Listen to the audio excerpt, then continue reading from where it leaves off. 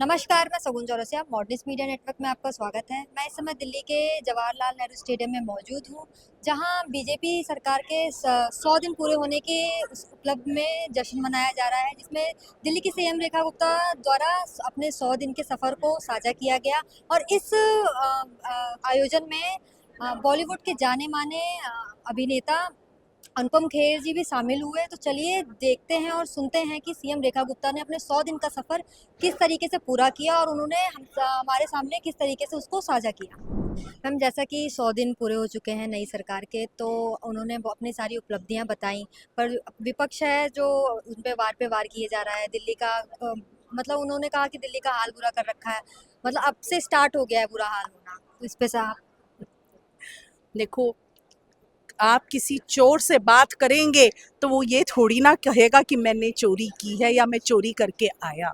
हाँ, दूसरे की तरक्की देखकर वो ये जरूर कह सकता है कि भैया चोरी करी होगी तभी इतनी तरक्की कर गया। आम आदमी पार्टी का इतिहास रहा है रोने का।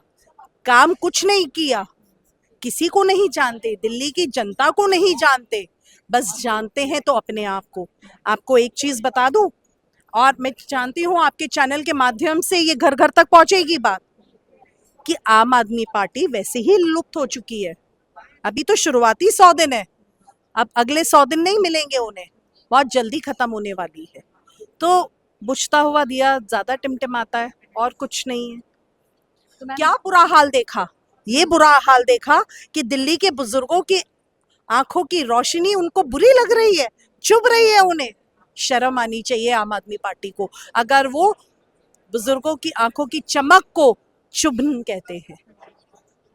दिल्ली की जनता के चेहरे पर जो मुस्कुराहट है, जो आस की एक शांति है, संतोष का जो भाव है, अगर वो उनको खल रहा है तो उनको तो अभी इस्तीफा दे देना चाहिए, विधानसभा के पटल पर भी नहीं जाना चाहिए।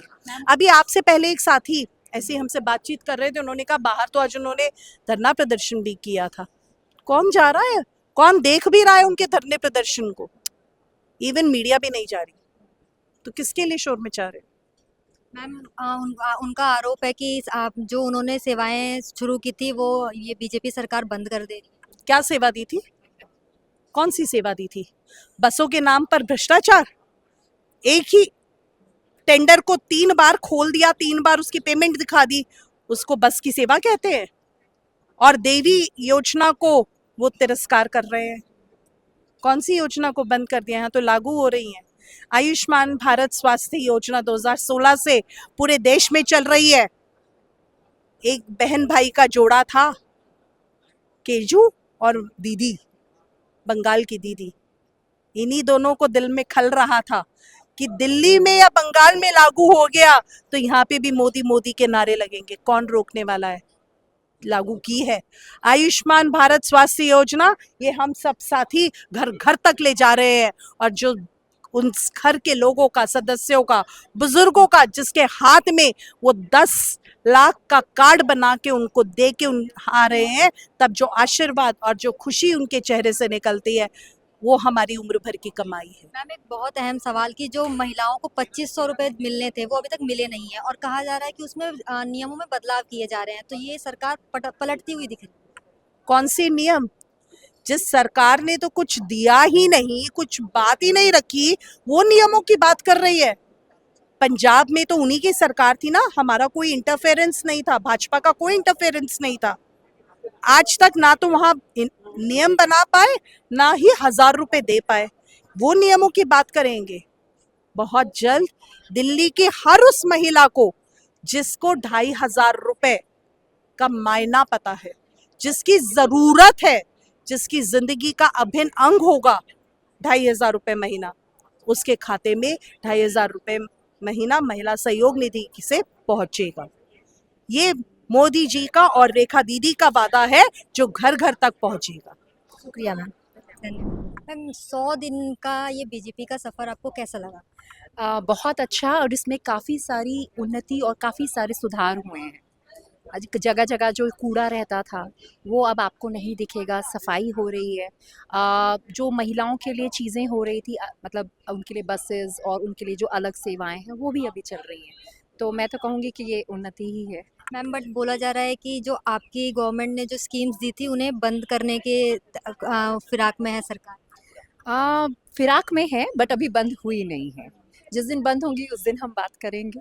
तो मैम आपको क्या अब आगे का विजन आपको कैसा दिखता है दिल्ली का? मुझे यही लगता है कि अगर इसी तरह से हम 100 दिन की बात करें तो 100 दिन में अगर उन्नति हुई है तो साल के 365 दिन में इससे बेटर और अच्छा होगा। मैम आपसे और कांग्रेस से किस तरह अलग है बीजेपी का काम? No comments. तो आपको जो ये बीजेपी गवर्नमेंट है और जो रेखा जी हैं उनका काम आपको बहुत अच्छा लगता है? जी, क्योंकि वो मुद्दों को समझ पा रही हैं, वो बेसिक जो उनका मुद्दा है उनको समझ पा रही हैं। तो अगर जड़ किसी ने पकड़ ली है तो डेफिनेटली प्रॉब्लम का समाधान होना निश्चित है। Thank you ma'am. Thank you. कि इस ऑपरेशन सिंदूर ने पूरे देश की बहनों का सम्मान बढ़ाया। धन्यवाद करती हूँ आदरणीय प्रधानमंत्री नरेंद्र मोदी जी को, जिन्होंने देश की बहनों का स्वाभिमान बनाए रखने के लिए ये ड्राइव किया और दुश्मन देश में जा कर के जिस तरीके से आतंकी अड्डों को उड़ाया गया, उन पे प्रहार किया गया। आज देश की सभी बहनें सेनाओं को शत शत नमन करती हैं, देश के प्रधानमंत्री को प्रणाम करती हैं। मैंने तो एक पोयम भी 4 लाइनों की जी बिल्कुल लिखी, तो मैं चाहूँगी मैं उसे पढ़ूँ। जी बिल्कुल। पोयम का नाम रखा मैं भी सिंदूर हूँ।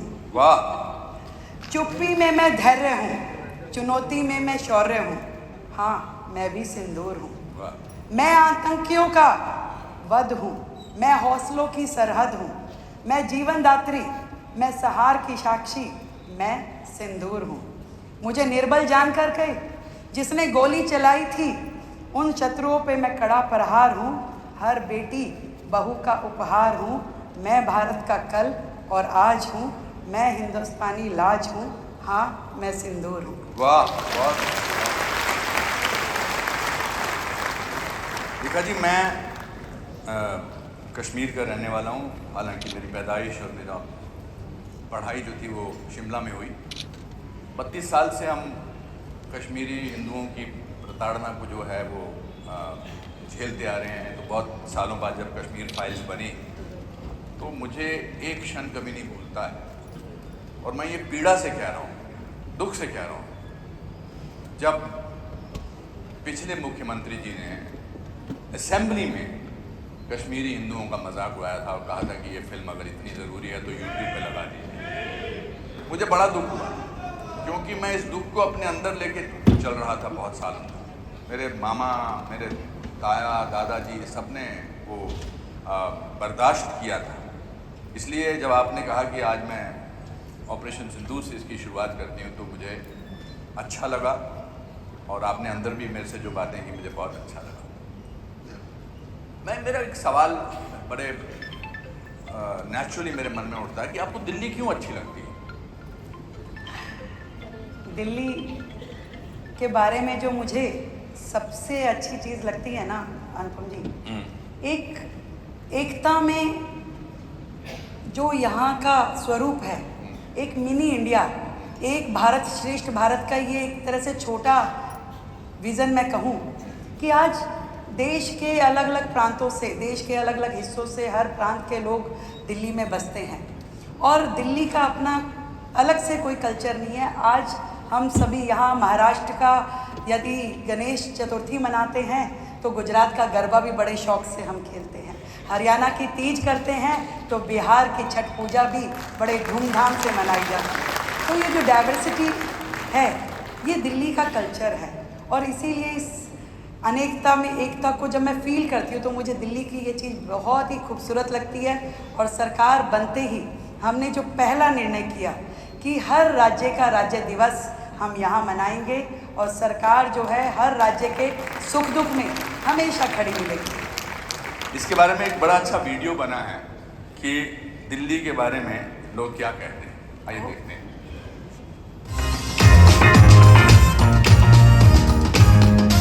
अब दिल्ली की गर्मी तो हर किसी को फील हो, पर दिल्ली में हुए हाल फिलहाल चेंजेस दिल्ली वालों को फील हो रहे हैं कि नहीं हो रहे? चलो दिल्ली वालों से जानते हैं और उनसे पूछते हैं आखिर दिल्ली में चल क्या रहा है। भाई साहब, आपकी दिल्ली में फेवरेट जगह कौन सी? इंडिया गेट, राष्ट्रपति भवन है, इंडिया गेट है, नेहरू पार्क। ये भी बेस्ट है सर। आपके हिसाब से दिल्ली में अभी चल गया है? अभी अच्छा ही चल रहा है। Is this how it's always is? हमेशा वाइब, हमेशा फन। बहुत लार्ज स्केल पे क्लीनिनेस का प्रोसेस चल रहा है। बहुत अच्छा चल रहा है, साफ सुथरा है, बढ़िया है, सड़कें अच्छी बन रही हैं। आप गवर्नमेंट के जाने के बाद बीजेपी कुछ काम कर रही है? अच्छा माहौल चल रहा है क्योंकि नई सीएम आई है तो लग रहा है कोई चीज़ मूव कर रही है और कोई दिल्ली की डेवलपमेंट होगी। पिछले 100 days में what are the changes you have seen in Delhi? It feels bit clean. Like there's no tobacco and all sort of stuff. It's like कम हो गया है। मार्केट में अच्छे फल फ्रूट आ गए हैं, पहले खट्टे आते थे, अब मीठे आने लग गए। रेखा गुप्ता जी आई है तब बदलाव हुआ है, चेंजिंग पहले से बहुत बढ़िया क्या हुआ? ट्रैफिक जाम था, रोड पे पूरा कबाड़ा कचरा साफ सफाई ये सब हो रहा है। दिल्ली में बहुत गड्ढे हैं, सड़कें बिल्कुल टूटी हुई हैं।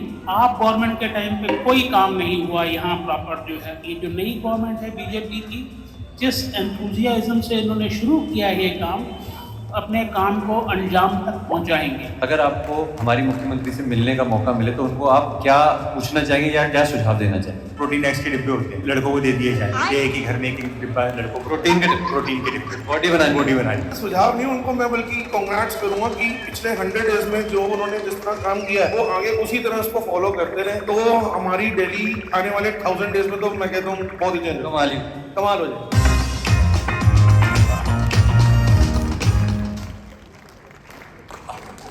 आप मुद्दों पे जीती हैं, आपकी सरकार मुद्दों पे जीती हैं।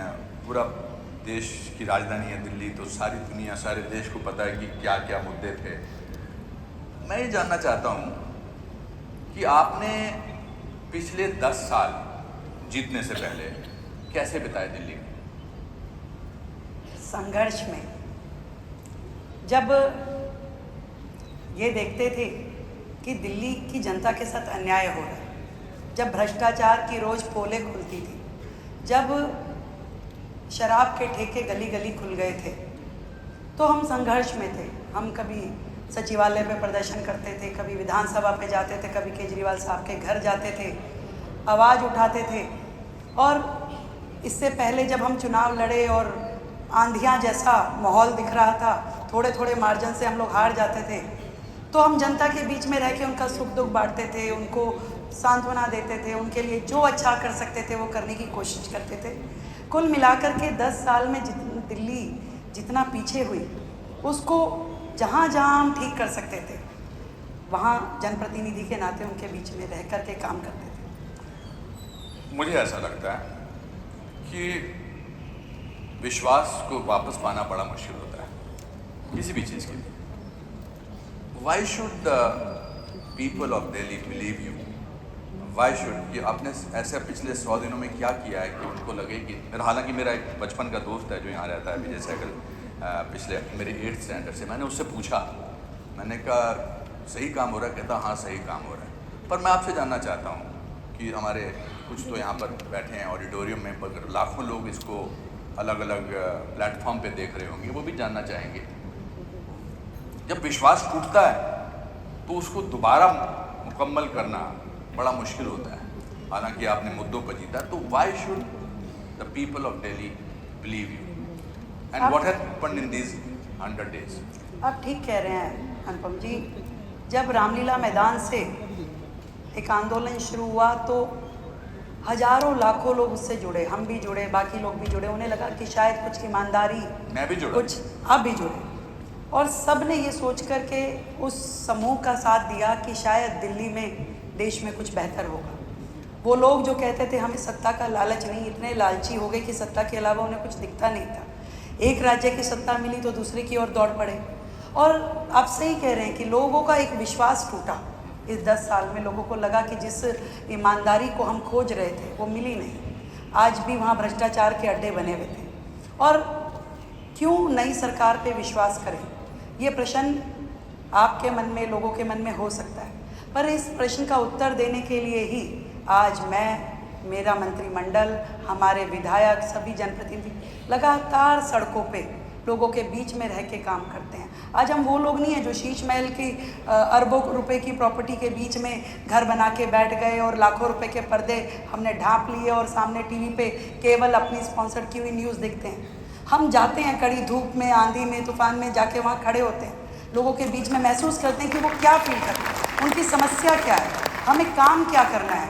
और एक एक क्षण जो इन 100 दिनों का है, मैं आपको विश्वास के साथ कह सकती हूँ जनता के हित में और ऐसी नीतियाँ बनाने में हमारा समय लगा है जो दिल्ली की बेहतरी के लिए हो। पर प्रदूषण है, वाटर लॉगिंग है, कूड़े के पहाड़ हैं, इस सब के बारे में एक्चुअली प्रैक्टिकली आप हमें बताइए कि आपने क्या किया है। यमुना की झाग है, ये तो विजुअल्स हैं। आजकल तो हर इंसान को क्वालिफाइड जर्नलिस्ट होने की ज़रूरत नहीं है, जिसके हाथ में मोबाइल है वो जर्नलिस्ट है, तो एकदम सबूत आ सकता है। आज ऐसा होगा कि आप जो बोलेंगी वो कुछ लोग जाएंगे, मतलब वो लोग जाएंगे जो पहले सरकार में थे, आपको झूठा साबित करने की कोशिश करेंगे। तो इन सब मुद्दों में आपने पिछले हमने एक भी काम या एक भी बात ऐसी कही ही नहीं जिसमें हमें कोई ये कह सके कि आपने गलत बयानी की।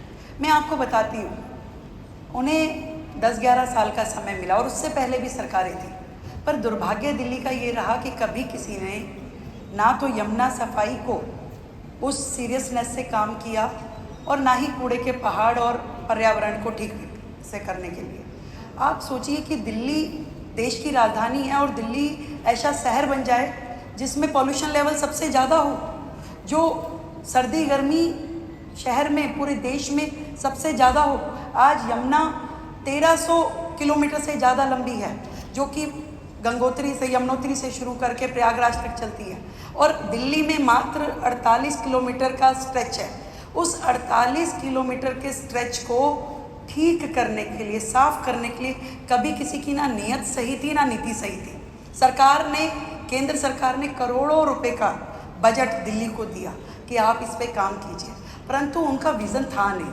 आज यमुना जी क्या है? यमुना जी में आज दिल्ली के सैकड़ों नाले, जो कि सीवेज है घरों की, जो सिल्ट है, जो गंदा पानी है, वो नालों के माध्यम से जाके यमुना जी में गिरता है। 22 बड़े नाले जो कि नदी से भी बड़े हैं, साहिबी नदी जिसको बोलते हैं, नजफगढ़ ड्रेन, शादरा ड्रेन, वो सीधा एज इट इज़ सिल्ट के भरे हुए, स्लज के भरे हुए जाके यमुना जी में गिर रहे थे। एक कदम पिछली सरकारों ने उसके लिए उठाया नहीं था। और मैं ये बताना चाहती हूँ कि 100 दिन के अपने छोटे से कार्यकाल में पहले हमने विषय को समझा, इस प्रॉब्लम को समझा, इसके समयबद्ध किस तरीके से हमें इस पे काम करना है। हमने उसके लिए जो वर्तमान में जितने नाले हैं, किन किन नालों को टैप करने की ज़रूरत है, किन किन नालों पे एसटीपी अभी बने हुए हैं, सीवेज ट्रीटमेंट प्लांट, वो काम कर रहे हैं कि नहीं कर रहे, उसको रिवाइव करना, उसको रीजनरेट करना। जहाँ जहाँ सीवेज प्लांट नहीं थे वहाँ नए डिसेंट्रलाइज एसटीपी बनाना, मतलब 40 नए डिसेंट्रलाइज एसटीपी हमने इस मात्र 100 दिन के कार्यकाल में 4000 रुपये की लागत से उसके काम को मंजूरी दी। और उस काम की आप कहीं शुरू नहीं करोगे तो ख़त्म कैसे होगा? आज लोग मुझे पूछते हैं यमुना जी कब तक साफ़ हो जाएगी? मैं कोई टाइमलाइन नहीं देती। मैं ये जानती हूँ कि हम जो काम कर रहे हैं ईमानदारी से, जो काम होना चाहिए, जो उसका वे आउट है, उसे कर रहे हैं। आज जो वर्तमान एसटीपी है उसका जीर्णोद्धार करना, उसको रिवाइव करना। आज जहाँ जहाँ पे आप समझिए, दिल्ली में 1700 कॉलोनी अनऑथराइज है और उन अनऑथराइज कॉलोनियों में सीवेज है ही नहीं, प्लांट है ही नहीं, सीवर लाइन ही नहीं है। वो सीवर लाइन कहाँ जाती है? वो नाले में जाती है। वो नाला कहाँ जाता है? वो यमुना जी में गिरता है। तो उन 1700 कॉलोनियों में सीवेज प्लांट लगे, उन 1700 कॉलोनियों में सीवर लाइन डले, इसका काम पहली बार यदि कोई सरकार कर रही है तो वो आज हमारी सरकार है। जो नालों को टैप करने का काम है, जो सॉलिड वेस्ट उठाने का है, पहली बार दिल्ली में नालों की जो डीसिल्टिंग हुई, मैं आपको फिगर बताऊं तो आप हैरान रह जाएंगे। 20 लाख मीट्रिक टन सिल्ट हमने इन बड़े नालों में से निकाली है, जो यमुना जी में गिरने के हमने बचाई। एक एक नाला दिल्ली में कोई भी दिल्ली का निवासी जाके सड़कों पे घूम के देख सकता है, कहाँ कहाँ पे हमने मशीनें लगा के काम चल रहा है। पहली बार वो सीरियसनेस आई है। आप कूड़े के पहाड़ की बात कर रहे हैं, मैं बताना चाहूँगी, अभी तक दिल्ली में 3 कूड़े के पहाड़ थे, जिसके बारे में पिछली सरकारों ने बड़े बड़े दावे किए कि हम हटा देंगे, 1 साल 6 महीने, 1 इंच भी नहीं हटा पा रहे थे। क्यों? क्योंकि मतलब केंद्र सरकार ने 1200 करोड़ रुपए दिए पिछली सरकार को भी कि ये कूड़े के पहाड़ आप हटाइए, परंतु जो काम होना चाहिए था, आप देखिए दिल्ली का डेली का जो आउटलेट है, मतलब जो कूड़ा निकलता है घरों से, दिल्ली 3 करोड़ की जनसंख्या की छोटी सी दिल्ली है, इसमें लगभग 80,000 हाउस होल्ड है। कूड़ा कितना निकलता है रोजाना का? 11,000 मीट्रिक टन। और उसका जो ट्रीटमेंट कितने कूड़े का आप कर पा रहे हैं? 7,000 मीट्रिक टन। तो रोजाना का 4,000 मीट्रिक टन कूड़ा जब खड़ा होगा और पुराना 280 लाख मीट्रिक टन कूड़ा आपका लीगेसी वेस्ट था, तो आप बताइए कैसे आपने योजना बनाई, क्या काम किया? ऐसे कैसे खत्म होगा कूड़ा जब 4,000 मीट्रिक टन कूड़ा रोज जमा हो रहा है रोजाना? तो हमने आने के बाद ना केवल उसकी स्पीड बढ़ाई, जो कूड़ा रोज 7,500 मीट्रिक टन हट रहा था, बायोमाइनिंग उसकी हो रही थी, उसे हमने 18,000 मीट्रिक टन, 18,000 डेली। उसके बाद वेस्ट टू एनर्जी प्लांट, जहां उस कूड़े को अब निष्पादन कर सके, ऐसे 4 वेस्ट टू एनर्जी प्लांट्स पे काम शुरू हुआ और लगातार उस पर कार्रवाई चल रही है, क्योंकि जब तक आप अपनी कैपेसिटी नहीं बढ़ाएंगे वेस्ट डिस्पोजल की, तब तक वो कूड़ा खत्म नहीं हो सकता। आप जितने मर्जी झूठे वादे कर लीजिए, मैं नहीं करना चाहती कोई झूठा वादा। मुझे मालूम है कि जब तक ये वेस्ट टू एनर्जी प्लांट, जो हमारे 4 प्लांट हैं, जो नरेला में है, जो बाकी जगह तेखंड में है, उनको हम ऑपरेशनल मोड पे नहीं लाएंगे तो ये लीगेसी वेस्ट खत्म नहीं होगा। और इसके अलावा दिल्ली में रोजाना आप सोचिए कितना ई वेस्ट निकलता है, कितने आपके टूटे मोबाइल, बैटरीज, उनके लिए क्या सोचा था भाई? पहली बार सरकार ने तेखंड में एक नया वेस्ट टू एनर्जी प्लांट, जिसमें आपका दिल्ली का पूरा ई वेस्ट वहाँ पे चैनलाइज होगा, वो बनाने की योजना करी। तो ये काम है जो दिल्ली को करने हैं, दिल्ली के लिए करने हैं। तो चाहे कूड़े का पहाड़ हो, चाहे पर्यावरण हो, पर्यावरण का भी बता देती हूँ। पर्यावरण दिल्ली में आप जब AQI उठा के देख लीजिए, आपको ज़्यादा ही मिलेगा। तो दिल्ली, पिछली सरकारें क्या कर रही थी भाई? उन्होंने कहा कि हम ऑड इवन कर रहे हैं, इससे ख़त्म हो जाएगा। क्या ऑड इवन से पॉल्यूशन ख़त्म हो रहा है? आप चलाते थे, अगर वाटर स्प्रिंकलर चलाया आपने मात्र 2 महीने सर्दी के, अरे पॉल्यूशन तो 12 महीने का है। आप जनवरी से लेकर दिसंबर तक पॉल्यूशन चलता है। आज गर्मियों में भी पॉल्यूशन लेवल हाई होता है। तो आपकी क्या योजना थी? कोई योजना नहीं थी। पहली बार हमारी सरकार आने के बाद हमने एक विस्तृत योजना के माध्यम से, दिल्ली में 250 वार्ड हैं, 70 विधानसभा हैं, तो 250 के 250 वार्डों पे 4-4 मशीनें पर वार्ड वाटर स्प्रिंकलर की, जिसमें इंटीग्रेटेड स्मोक गन्स है, वो मशीनें हमने ऑर्डर देके मंगवाई ताकि 12 महीने वहाँ काम चले, कभी भी पॉल्यूशन लेवल जो है हाई ना हो। और जितनी दिल्ली में हाई राइज बिल्डिंग है, उन सब पे हमने स्प्रिंकलर्स लगाने की योजना बनाई ताकि एक ऊंचे लेवल से वहीं से आपका डस्ट पार्टिकल्स जो है वो नीचे हो। हमने दिल्ली में EV पॉलिसी, यानी कि पब्लिक ट्रांसपोर्ट जो है हमारा पूरा का पूरा इलेक्ट्रिक मोड पे आए। इसके लिए हमने अभी 400 बसें लॉन्च की, जिसका नाम हमने देवी रखा। देवी यानी दिल्ली इलेक्ट्रिक व्हीकल इंटरकनेक्टर। तो ऐसे पूरा का पूरा पब्लिक ट्रांसपोर्ट जो है वो इलेक्ट्रिक मोड पे है। EV स्कूटीज, EV कार, लोग जो है ग्रीन एनर्जीज के ऊपर जाए। सोलर का बड़ा सिस्टम हमने खड़ा किया, मतलब हर रेजिडेंशियल रूफटॉप पे आपका सोलर हो। सरकारी बिल्डिंग्स को हमने कंप्लीट कर दिया, सब पे सोलर रूफटॉप लगाई है। ज़्यादा से ज़्यादा दिल्ली को ग्रीन एनर्जी की तरफ चैनलाइज करना पड़ेगा, तभी तो ये एयर पॉल्यूशन हो, आपका जितना पॉल्यूशन दिल्ली में है वो सब खत्म हो पाएगा। तो मैं इतना कह सकती हूँ कि सरकार ईमानदारी से काम कर रही है और एक एक काम जो रिक्वायर्ड है दिल्ली के लिए, योजनाबद्ध तरीके से बेस्ट टेक्नोलॉजी के साथ हम दिल्ली की धरातल पे उनको लेके आ रहे हैं। मेरे जहन में एक बात आ रही है, सोच रहा हूँ बोल लूँ या ना बोलूँ, पर मैं बोल देता हूँ। आप इतनी देर तक बोलते रही उपलब्धियों के बारे में, आप एक भी बार खांसी नहीं।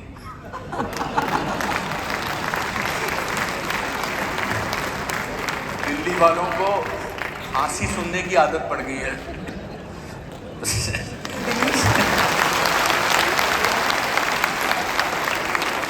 माफी चाहता हूँ, मेरे से रहा नहीं गया कि ना आप खांसी हैं और ना यहाँ बैठे 2000 लोग खांसे हैं अभी तक। ये तो अपने आप में एक उपलब्धि है कि बहुत दिनों बाद दिल्ली में किसी को खांसते भी नहीं देख रहे हैं। अनुपम जी, दिल्ली को तो हम संभाल रहे हैं, मुझे तो चिंता पंजाब की है। हाँ, अच्छा। चलिए, खांसी से याद आया कि हेल्थ सेक्टर में 13,000 करोड़ आपने दिए हैं, इसके बारे में थोड़ा विस्तार से बताइए। देखिए, और इसके साथ ही फिर मैं ये भी पूछना चाहूँगा कि मोहल्ला क्लिनिक जिनको कि बहुत बोला गया ये फिर से ठीक होंगे या उनकी जगह कुछ और आएगा? दिल्ली जो देश की राजधानी है, मैं इसीलिए बार बार इस शब्द का इस्तेमाल कर रही हूँ कि सच में बाकी राज्यों से दिल्ली अलग कैसे है, क्यों यहाँ और ज़्यादा अधिक ध्यान देने की ज़रूरत है। भाई दिल्ली वालों को जो अधिकार था वो आज तक मिला ही नहीं उन्हें। पूरे देश में आयुष्मान योजना लग गई, सबको लाभ मिलने लगा, 5 लाख रुपए का इलाज केंद्र सरकार करा रही थी, पर हमारे पिछले मुख्यमंत्री साहब ने उड़ाने ही नहीं दी। हमारी सरकार ने पहला दिन जब शपथ लेने के बाद हम सचिवालय में आके बैठे, पहली कैबिनेट में दिल्ली के लिए आयुष्मान योजना को लागू किया, और ना केवल 5 लाख रुपए, 5 लाख को केंद्र दे रहा था, उस 5 लाख में हमने अपने 5 लाख दिल्ली सरकार की ओर से जोड़े, और 10 लाख रुपए का इलाज आज आयुष्मान योजना के माध्यम से दिल्ली ले पा रही है, जिसका अधिकार और रजिस्ट्रेशन 3.5 लाख रजिस्ट्रेशन अभी तक इस मात्र 100 दिन में हो चुके हैं, 3.5 लाख रजिस्ट्रेशन। और इसी तरीके से जो 70 साल के बुजुर्गों वाली योजना मोदी जी की है, वो भी नहीं आने दे रहे थे केजरीवाल साहब, हमने उसे दिल्ली में 1.5 लाख रजिस्ट्रेशन हम कर चुके हैं। दिल्ली का हर बुजुर्ग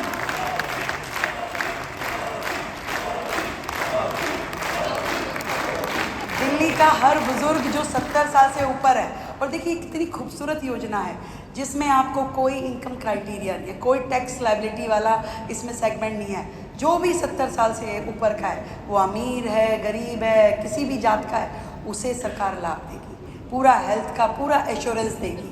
और 5 लाख रुपए केंद्र से, फिर हमने इसमें जोड़ा 5 लाख रुपए अपनी ओर से, 10 लाख रुपए का ट्रीटमेंट, 80 हॉस्पिटल एम्पैनल किए, और उसका इलाज अभी तक इन 100 दिनों में 650 लोग हॉस्पिटलाइज हो चुके हैं, उसका लाभ ले रहे हैं। ये हेल्थ सेक्टर की अचीवमेंट्स मैं बता रही हूँ। और इसके अलावा ट्रांसपेरेंसी जो एक बहुत बड़ी चीज़ है, भ्रष्टाचार मुक्त प्रशासन। आज जिस तरीके से सरकार चल रही है, पहले क्या होता था, अब दवाई खरीद में भ्रष्टाचार, नियुक्तियों में भ्रष्टाचार, हॉस्पिटल की मैनेजमेंट में भ्रष्टाचार, इंफ्रास्ट्रक्चर में भ्रष्टाचार, एक एक पॉलिसी जो अब नीतिगत फैसले हमने किए, हमने सेंटर प्रोक्योरमेंट की मेडिसिन की, ताकि जो भी दवाई खरीदी जाए उसमें पारदर्शिता हो, जितनी भी प्लेसमेंट है। आज देखिए कितना दुर्भाग्य है कि हमारे मेडिकल इंफ्रास्ट्रक्चर में इतनी वैकेंसी है, 20% डॉक्टर कम है, 30% नर्सिस कम है, और लगभग 40-45% पैरामेडिकल स्टाफ कम है। कैसे अस्पताल चलेंगे? अब बताइए मुझे, मतलब दिल्ली जो देश की राजधानी है, जो WHO बोलता है, वो कहते हैं कि जी 1000 लोगों पे कम से कम 2 बेड हॉस्पिटल के होने चाहिए। दिल्ली का दुर्भाग्य देखिए, कितने बेड हैं दिल्ली में? आप अनुपम जी, आप तो बड़े नायक हैं दिल्ली के, मात्र 0.42 बेड प्रति 1000 व्यक्ति। ये दिल्ली का आपका मॉडल इंफ्रास्ट्रक्चर था, जिसकी दुहाई पिछले मुख्यमंत्री साहब देते थे कि 0.42 यानी 1 बेड भी नहीं था। ये स्थिति थी दिल्ली की। हमने टारगेट लिया है कि हम ये दिल्ली को कम से कम 3 बेड प्रति 1000 पे मुहैया करवाएंगे, पूरे इंफ्रास्ट्रक्चर को अपडेटेड करेंगे, ना दवाइयों की कमी होगी, ना डॉक्टर की कमी होगी, और लेटेस्ट टेक्नोलॉजी की मशीनें। मतलब मुझे अफसोस होता है, दिल्ली में जो अस्पताल है वहाँ MRI नहीं है, वहाँ CT स्कैन नहीं है, मतलब कैसे अस्पताल चल रहे हैं। आप इसे मॉडल कहते हैं, ऐसा मॉडल नहीं चलेगा दिल्ली के लिए। दिल्ली को सुविधाजनक हेल्थ केयर देना हमारा फ़र्ज़ है, और वो हम देना शुरू कर चुके हैं। मुझे हमेशा ऐसा लगता है कि देखिए, किसी भी राज्य की जनता की थोड़ी सी डिमांड्स होती हैं, हम चाहते हैं कि बस ये हमारा ध्यान हो जाए, ये सब चीज़ें हो जाएं, तो हम अपने जीवन को सुख से जी सकते हैं। आपने इनके बारे में बात की, हेल्थ के बारे में बात की, शिक्षा के क्षेत्र में आपने क्या क्या तय किया है, एजुकेशन फॉर एवरीबडी, इसके बारे में आपने क्या सोचा है? कल आपके स्टाफ में आपके लोगों में मुझे बात कर रहे थे, मैं आपसे चंद सुनना चाहूँगा कि शिक्षा जो है वो बहुत इम्पोर्टेंट है, एजुकेशन राइट फॉर एवरीबडी। बिल्कुल बिल्कुल, आपने बेहतर प्रश्न किया। शिक्षा एक बहुत प्राइमरी मुझे लगता है कि ज़रूरत है किसी भी राज्य के लिए। और हमारे जो स्कूल हैं दिल्ली में 1071 सरकारी स्कूल हैं और 1600 साढ़े 1600 जो हैं वो प्राइवेट स्कूल हैं। और जब हम ये देखते हैं कि आज दिल्ली का हर व्यक्ति प्राइवेट स्कूल की ओर दौड़ता है, उसे ये लगता ही नहीं कि मुझे सरकारी स्कूल में अच्छी एजुकेशन मिलेगी। आज दिल्ली सरकार ने, पिछली सरकार ने अपना ही बोर्ड बना दिया। अब आप मुझे बताइए कि दिल्ली में का एक छोटे से राज्य का अपना बोर्ड हो तो क्या वो बच्चा नेशनल लेवल पे, इंटरनेशनल लेवल पे सब सर्वाइव कर पाएगा। आज इतने बड़े इंफ्रास्ट्रक्चर क्रिएट करने की ज़रूरत है जहां आपको स्मार्ट क्लासेस चाहिए, जहां आपको डिजिटल लाइब्रेरीज चाहिए, जहां आपको बेहतर एजुकेशन के लिए कोचिंग चाहिए। दिल्ली में हमने एजुकेशन की फील्ड में काम करते हुए ये तय किया कि हम पूरे के पूरे अपने शिक्षा तंत्र को इतना मजबूत कर दें कि फिर कोई पेरेंट्स अपने बच्चे को ये ना कहे कि मेरा बच्चा फाइनेंशियल अपनी कमी होने के कारण अच्छे स्कूल में नहीं जा पाया। उसको लगना चाहिए कि दिल्ली सरकार के जिस स्कूल में मैं पढ़ रहा हूँ वो बेस्ट है। उसके लिए हमें जो स्मार्ट क्लासेस उन्हें देनी है, उसके लिए हमने 125 डिजिटल लाइब्रेरीज़ का प्लान बनाया है, 100 लैंग्वेज लैब्स, क्योंकि आज क्या है, बच्चा जर्मनी चाहता है कि मैं जो फ्रेंच में सीखूं, मैं जर्मन सीखूं, मैं इंग्लिश सीखूं, ताकि हमारे सरकारी स्कूल का बच्चा भी अपडेटेड हो। अलग अलग करिकुलम हमने डेवलप किए हैं। और यहाँ तक कि जो एक नेक्सस चल रहा था प्राइवेट स्कूलों में फ़ीस को लेकर के, कितनी भी फीस कोई भी स्कूल बढ़ा देता था और सरकार जो थी वो अंडर टेबल उनसे सेटिंग करती थी। पेरेंट्स परेशान होकर लड़ते बिड़ते रहते थे, कोर्टों में केस चलते रहते थे। पहली बार दिल्ली सरकार ने अपना खुद का दिल्ली की एजुकेशन के लिए एक्ट बनाया to control fee of private school, और इसको हम अब ऑर्डिनेंस के रूप में लेके आ रहे हैं ताकि दिल्ली के बच्चों को एक सुकून मिल सके। सो बेसिकली आप कहना चाह रहे हैं कि प्राइवेट स्कूल्स जो अपनी फीस खुद बढ़ा देते थे सरकारी स्कूलों की, आपने उस पर एक एक्ट बनाया, थोड़ा इसके बारे में विस्तार से बताएंगे। देखिए, अभी तक क्या था, जो दिल्ली थी वो जिस एक्ट से ड्राइव हो रही थी उसमें ये कहा जाता था कि आप अपनी फ़ीस बढ़ा लीजिए और केवल डायरेक्टर एजुकेशन को इन्फॉर्म कर दीजिए।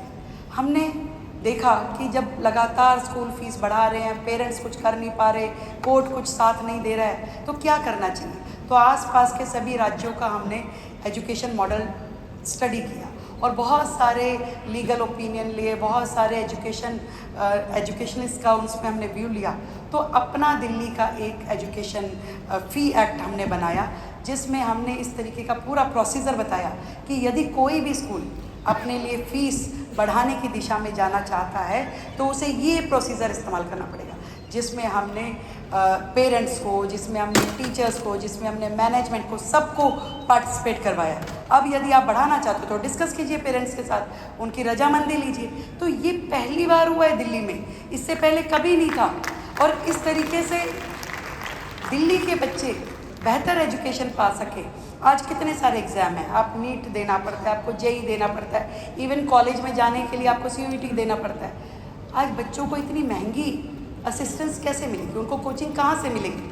हमने अपना पूरा एक सिस्टम बनाया, अपनी योजना हम लेकर के आए हैं जिसमें हम अपने सभी बच्चों को स्कॉलरशिप के माध्यम से इन सारे कॉम्पिटिटिव एग्ज़ाम की तैयारी कराएंगे ताकि वो बेहतरीन कॉलेजेस में जा सके, बेहतरीन यूनिवर्सिटी को ज्वाइन कर सकें और अपना भविष्य जो है वो और सुंदर बना सकें। ये 100 दिन में आपके सब एस्टीम्ड मिनिस्टर्स फ्रंट रो में बैठे हैं, ये 100 दिन में आपने कब तय किया कि ये हमें बदलना है और ये बदलने की आपने फिर उसकी प्रक्रिया भी शुरू की, बिकॉज चेंज नीड्स टाइम। तो आप एक हडल हुए कि अब ये सब इम्पॉर्टेंट चीज़ें हैं, बिकॉज आप बहुत अच्छा आपके आंकड़े सब याद हैं, that means you are prepared. Otherwise भी मैंने आपके एक दो इंटरव्यूज़ देखे हैं। तो ये पहले आप लोग बैठे मिनिस्टर्स के साथ और फिर आपने किया और उसके फिर एकदम आपने उस पर अमल करना शुरू कर दिया। देखिए, ये एक दिन का काम नहीं है और इसलिए बहुत सारी चीज़ें शायद हम उस लेवल पे अभी लेके जाने की प्रक्रिया में हैं।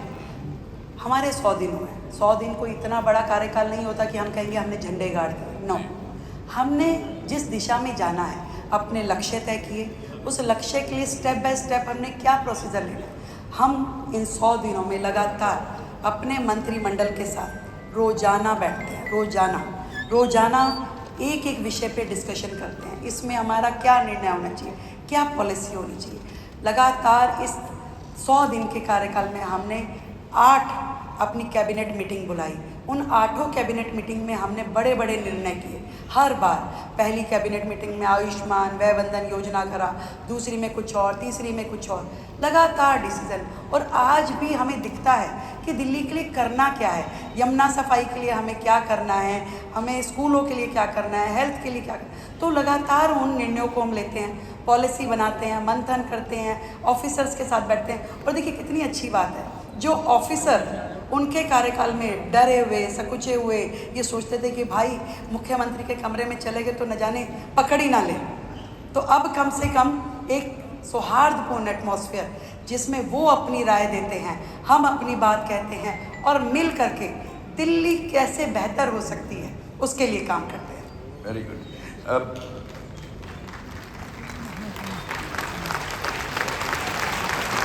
मैंने इनको इशारा किया कि जब मुख्यमंत्री या मैं कोई अच्छी बात करूँ और मैं अपना सर मिलाऊँ तो मतलब तालियां मारनी है।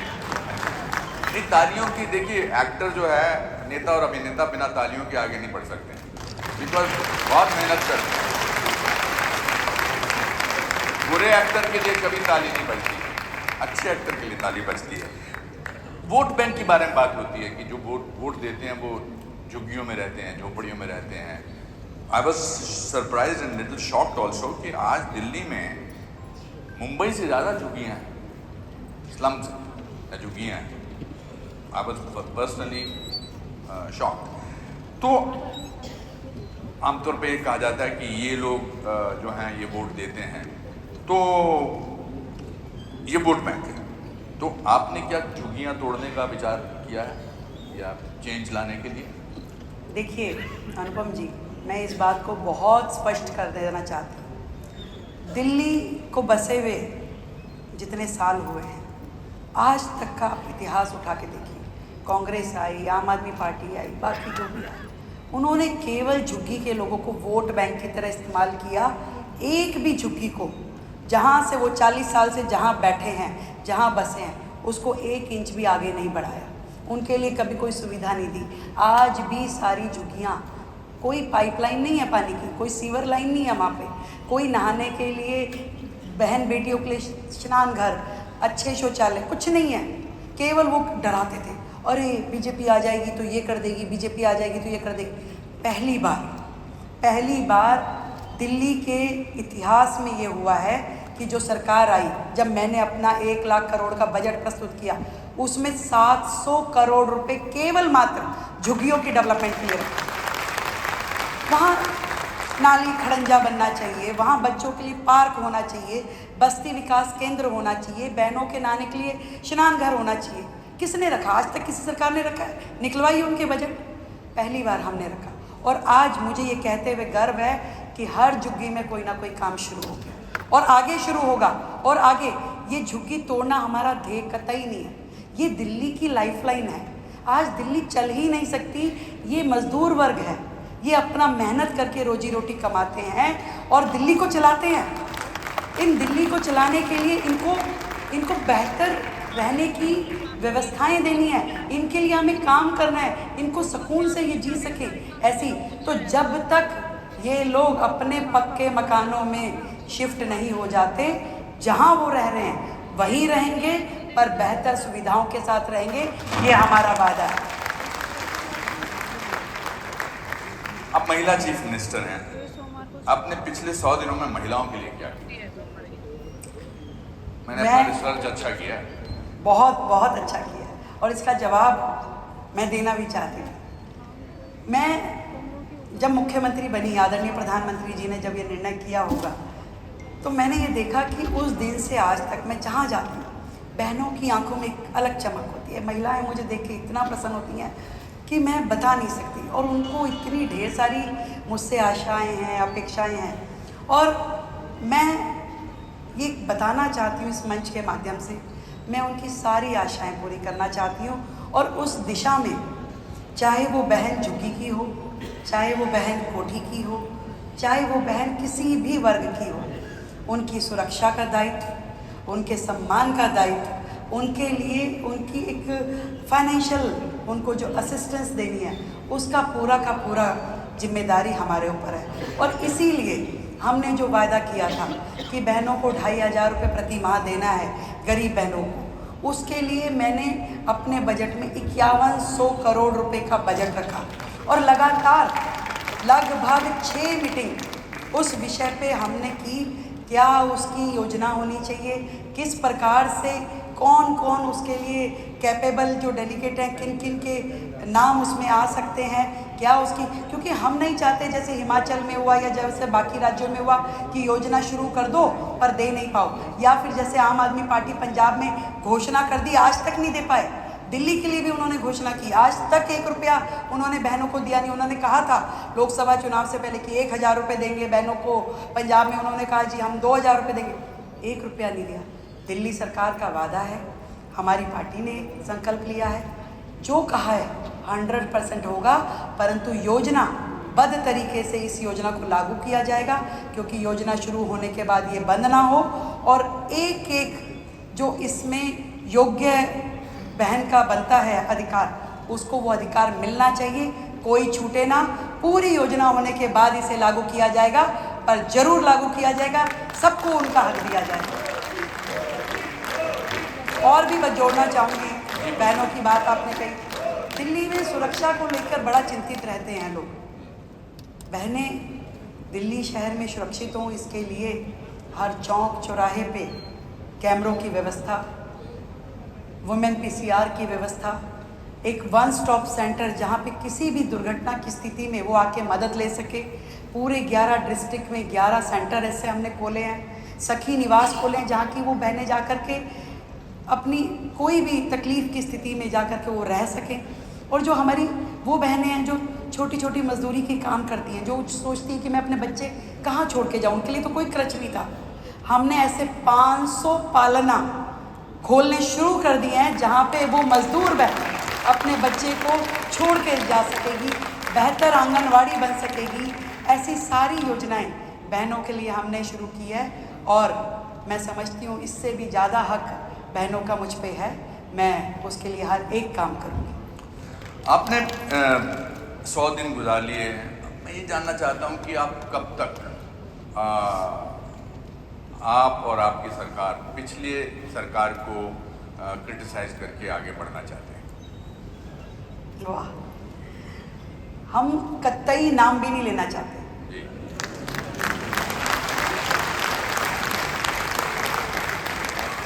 ये जो कांटा दिल्ली की जनता के दिलों में चुभा था ना, उस पर मरहम लगते सा लगे।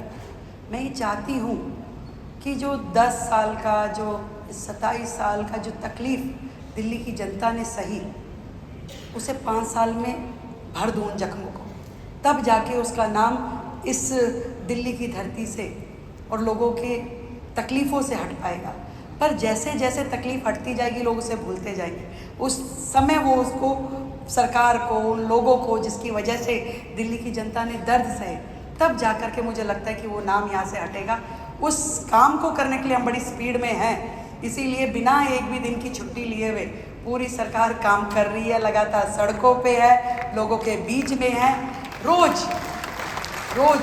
24/7 का मिशन लेकर के, मिशन मोड पे हम काम कर रहे हैं। हम भी चाहते हैं कि जल्द से जल्द लोगों का दुख दूर हो जाए।